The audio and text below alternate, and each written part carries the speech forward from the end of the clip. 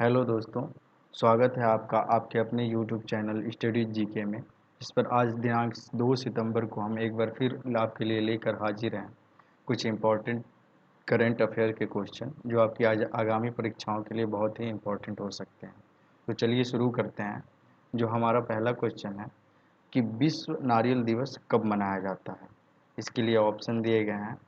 पहला ऑप्शन है 31 अगस्त, दूसरा है 12 जुलाई, तीसरा है 2 सितंबर और चौथा और आखिरी ऑप्शन है 1 सितंबर। तो इसमें जो हमारा ऑप्शन है 2 सितंबर वो बिल्कुल राइट है, इस पे हम टिक लगा देते हैं। तो दोस्तों ये जो विश्व नारियल दिवस है इसकी शुरुआत हमारे भारत देश में 2009 से हुई थी। इस दिन हम नारियल से बनी हुई वस्तुओं की प्रदर्शनी लगाते हैं और नारियल से बनी हुई वस्तुओं के निर्यात से हमारे भारत देश को हर साल करीब 470 करोड़ की आमदनी होती है। नारियल की जूट से जो बनी हुई वस्तुएं होती हैं वो पूरी तरह से इको फ्रेंडली होती हैं और इससे हम जैसे जो थैला होता है, जो प्लास्टिक का थैला होता है वो सड़ता गलता नहीं है। लेकिन जब हम नारियल के जूट का थैला यूज करेंगे तो ये पूरी तरह से इको फ्रेंडली होगा और हमारे पर्यावरण की रक्षा के लिए बहुत ही उपयोगी होगा। दोस्तों, नारियल का वैज्ञानिक नाम कोकस न्यूसीफारा है। भारत में नारियल के प्रमुख उत्पादक जो राज्य हैं उसमें प्रमुख तौर पे केरल, कर्नाटक, तमिलनाडु और आंध्र प्रदेश हैं। तो दोस्तों आगे बढ़ते हैं हम अपने अगले क्वेश्चन पर, जो है इनमें से कौन सी झील लद्दाख में पाई जाती है। पहला है सांभर झील, दूसरा ऑप्शन है आपका चिल्का झील, तीसरा ऑप्शन है पैंगोंग सो झील और डी और लास्ट ऑप्शन है वूलर झील। तो दोस्तों इसका जो ऑप्शन सी है पैंगोंग सो झील वो बिल्कुल राइट है। और पैंगोंग सो इसलिए इस समय न्यूज़ में है क्योंकि अभी हाल ही में भारत और चीन सेना के बीच झड़प हुई है, इसलिए इस समय बहुत ही इम्पोर्टेंट है करंट अफेयर के लिए। ये लद्दाख में पाई जाती है और लद्दाख एक भारत का केंद्र शासित प्रदेश है। इसकी राजधानी जो है लेह है। दोस्तों अब बात आती है यहाँ लद्दाख की, तो लद्दाख के बारे में हम कुछ बात कर लेते हैं।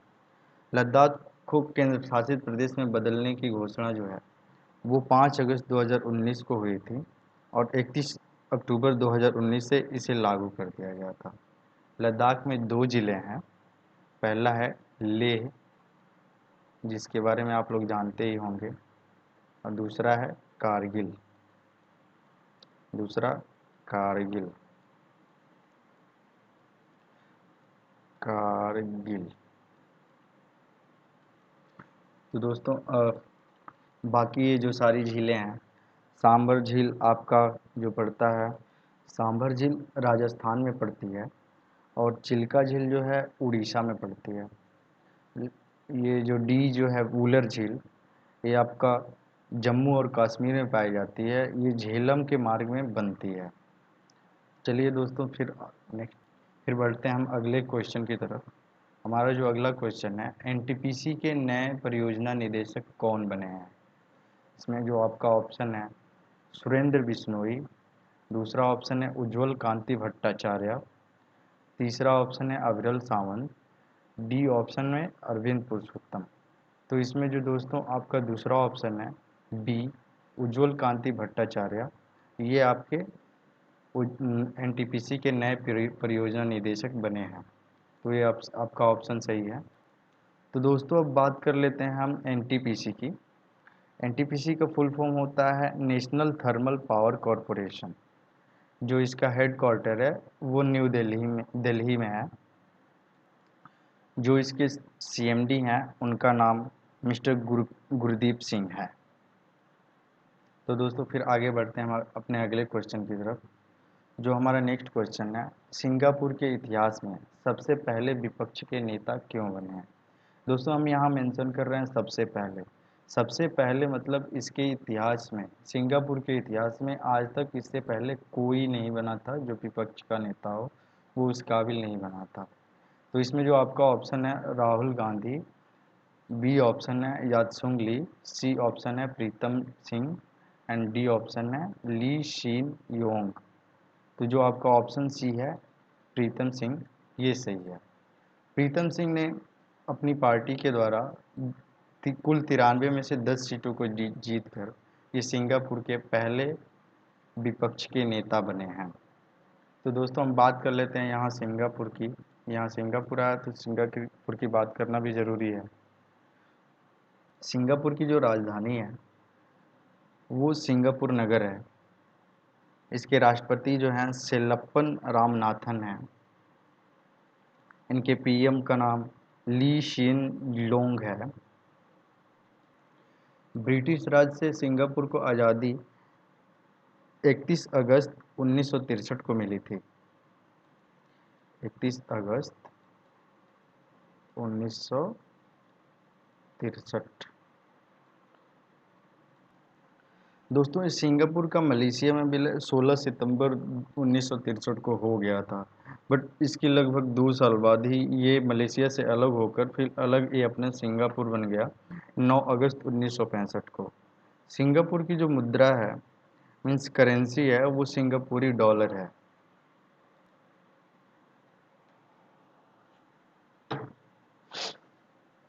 दोस्तों हम आगे बढ़ते हैं हम अपने अगले क्वेश्चन की तरफ, जो हमारा है भारत की पहली किसान रेल की शुरुआत कब हुई है।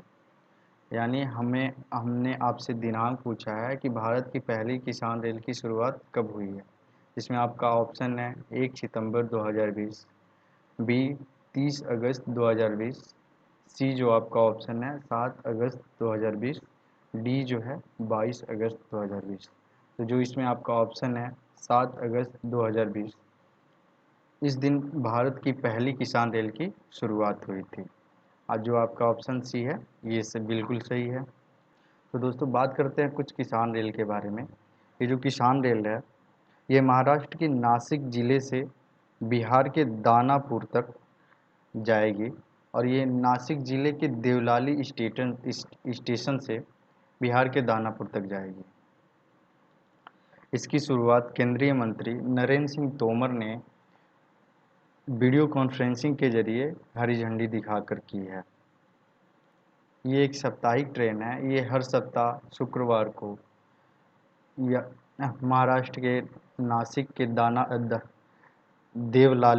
देवलाली स्टेशन से बिहार के दानापुर तक जाएगी।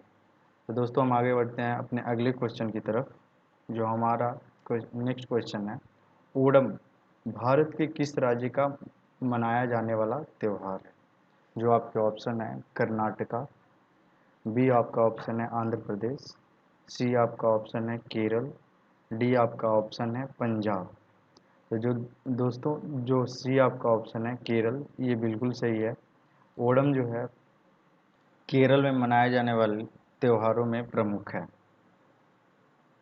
ये त्यौहार खेतों में अच्छी फसल के लिए मनाया जाता है। यह मलयालम वर्ष के पहले महीने चिंगम की शुरुआत में मनाया जाता है। ओणम त्यौहार 2020 में 22 अगस्त से शुरू हुआ और 2 सितंबर तक चलेगा, यानी ये आज ख़त्म हो जाएगा। इसमें एक प्रसिद्ध भोजन है जो 26 तरह के व्यंजनों से भरा रहता है, उसका नाम है ओणम साध्या। तो दोस्तों इसमें केरल नाम आया है तो केरल के बारे में कुछ बात कर लेते हैं। केरल की जो राजधानी है वो है तिरुवनंतपुरम और इसके जो मुख्यमंत्री हैं उनका नाम है पिनाराई विजयन। तो दोस्तों आगे बढ़ते हैं हम अपने नेक्स्ट क्वेश्चन की तरफ, जो है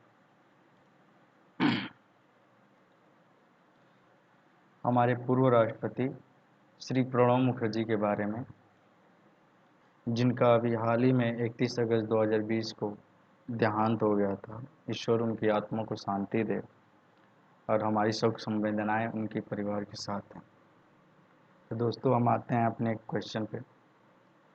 पूर्व राष्ट्रपति श्री प्रणब मुखर्जी की पहली आत्मकथा कौन सी है। तो दोस्तों इसमें जो ऑप्शन दिया गया है पहला ऑप्शन है the dramatic decade of Indira Gandhi. जो दूसरा ऑप्शन दिया गया है द कोलेशियन ईयर 1996-2012। जो आपका ऑप्शन सी है beyond survival. And the next आपका जो ऑप्शन है वो है मिड टर्म पोल। आपका पहला ऑप्शन है the dramatic decade of Indira Gandhi, ये बिल्कुल सही है। दोस्तों हम बात कर लेते हैं कुछ अपने पूर्व राष्ट्रपति श्री प्रणब मुखर्जी के बारे में। इनका जन्म जो है 11 दिसंबर 1935 को हुआ था और इनकी मृत्यु जो है 31 अगस्त 2020 को हुई है। इन्होंने 25 जुलाई 2012 को भारत के 13वें राष्ट्रपति के रूप में शपथ ली थी। इनको 26 जनवरी 2019 को भारत रत्न से नवाजा गया, जो भारत का सर्वोच्च अवार्ड है।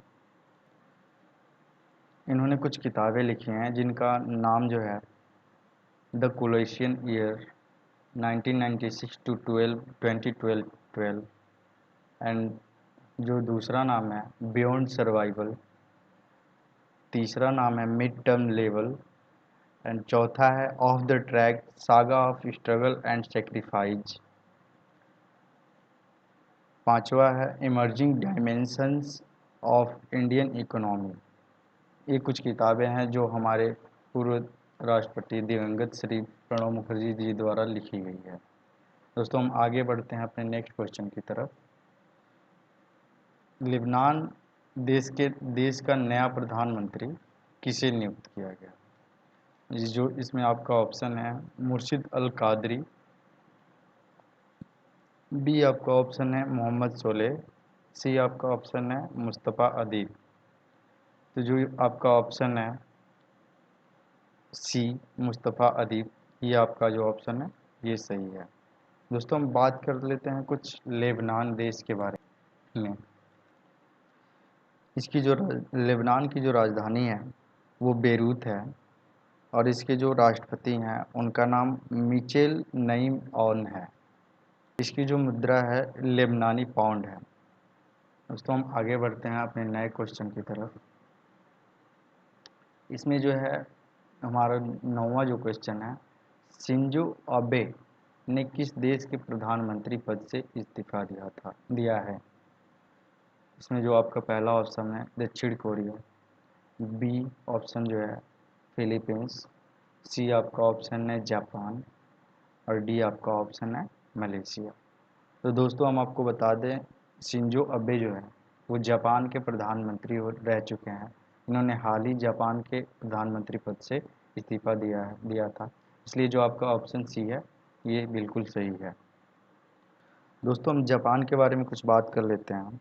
जापान की जो राजधानी है वो टोक्यो है और इसके जो प्रेसिडेंट हैं उनका नाम है नारुहितो और जापान की जो प्रमुख लैंग्वेज है वो है जापानीज और जापान की जो मुद्रा है उसका नाम है एन। इसका राष्ट्रीय खेल सूमो है जो एक पहलवानी के तरीके से लड़ा जाता है। दोस्तों आगे बढ़ते हैं हम अपने अगले क्वेश्चन की तरफ। हमारा अगला क्वेश्चन है भारत का कौन सा हाईवे है जिस पर ऐप लॉन्च किया गया है? ये जो ऐप लॉन्च किया गया है ये किसी हाईवे पर बनाया गया पहला ऐप है जो भारत में लॉन्च किया गया है।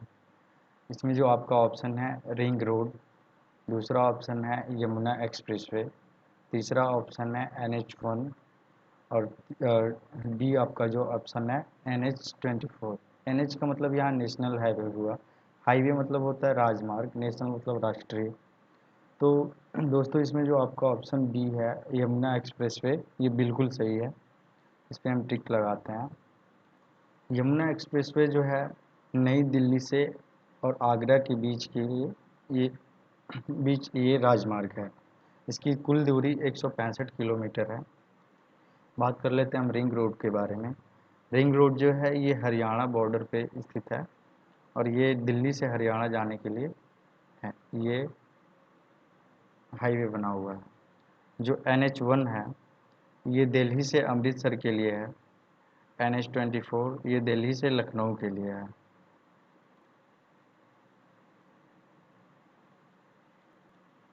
दोस्तों हमारा जो अगला क्वेश्चन है दोस्तों जो हमारा अगला क्वेश्चन है वो 11वां क्वेश्चन है BMW गोल्फ चैंपियनशिप 2020 खिताब किसने जीता? जो आपका ऑप्शन है टाइगर वुड्स, बी आपका ऑप्शन है डस्टिन जॉनसन, सी आपका ऑप्शन है जॉन रैम, डी आपका ऑप्शन है रोनाल्डो। तो दोस्तों इसमें जो आपका ऑप्शन सी है ये बिल्कुल सही है। ये जॉन रैम जो है डस्टिन जॉनसन को हराकर BMW गोल्फ चैंपियनशिप 2020 का खिताब जीता है इन्होंने, और ये स्पेन के रहने वाले हैं। तो दोस्तों आगे बढ़ते हैं हम अपने अगले क्वेश्चन की तरफ। वॉलमार्ट, जो हमारा अगला क्वेश्चन है, वॉलमार्ट NW गोल्ड चैंपियनशिप 2020 का खिताब किसने जीता है? इसमें आपका ऑप्शन है पहला टाइगर वुड्स, डस्टिन जॉनसन, सी ऑस्टिन अर्नेस्ट और डी रोनाल्डो। तो जो आपका ऑप्शन सी है ऑस्टिन अर्नेस्ट, ये बिल्कुल सही है। ये अमेरिका की तरफ से जीतने वाली ये दूसरी महिला हैं जिन्होंने ये चैंपियनशिप जीती है। इससे पहले स्टेसी लेविस ने यह कारनामा 2014 में किया था। दोस्तों आज के सारे क्वेश्चन यहीं ख़त्म होते हैं। अब आते हैं आज के विचार की तरफ। तो आज का विचार है, आपका अपना प्रतिद्वंदी आप खुद हैं, कोई और नहीं। इसका मतलब ये हुआ कि आप जो हैं किसी और को प्रतिद्वंदी ना माने, और आप जो कल थे उस पे अपना विचार करके आप अपने अपने तरीके से कल से खुद को बेहतर बनाएं। रोज़ मेहनत करें, रोज़ कठिन परिश्रम करें, आपको सफलता ज़रूर मिलेगी। Thank you.